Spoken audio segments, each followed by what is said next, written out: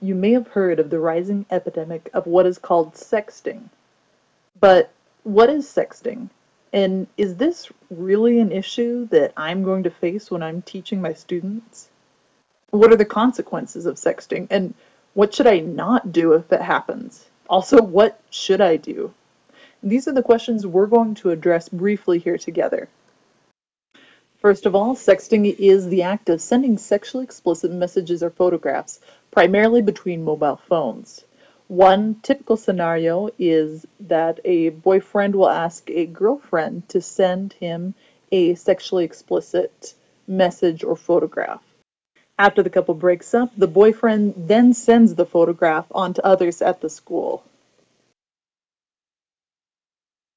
Now, is this really an issue that you are going to face as you teach? The unfortunate answer is yes. In the USA, 15% of cell-owning teens ages 12 through 17 received sexually suggestive nude or nearly nude images or videos via text messaging.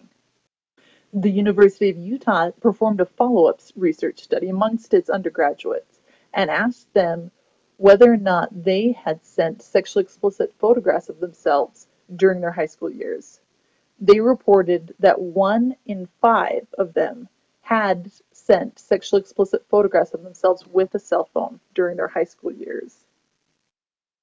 There are very real consequences to sexting. First, the victims may face cyberbullying or even sexual predators and pedophiles as a result of their actions.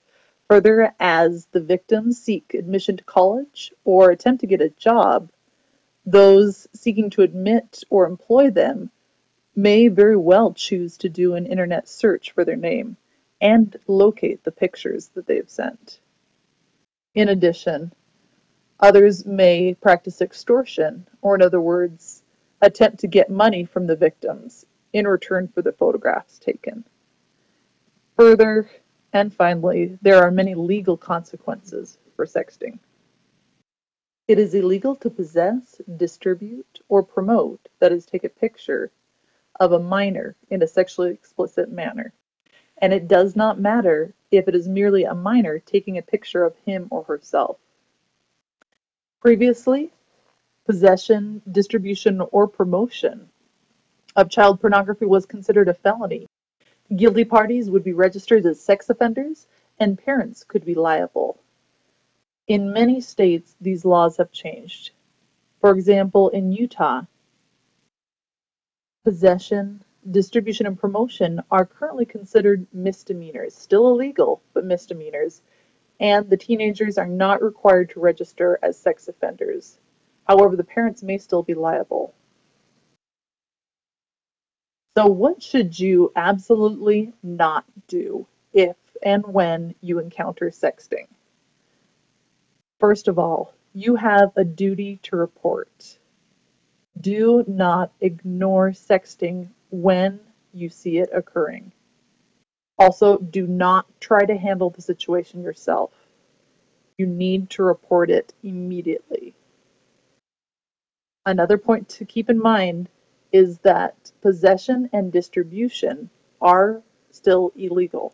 So do not forward the image that you see to others outside of an authorized investigation.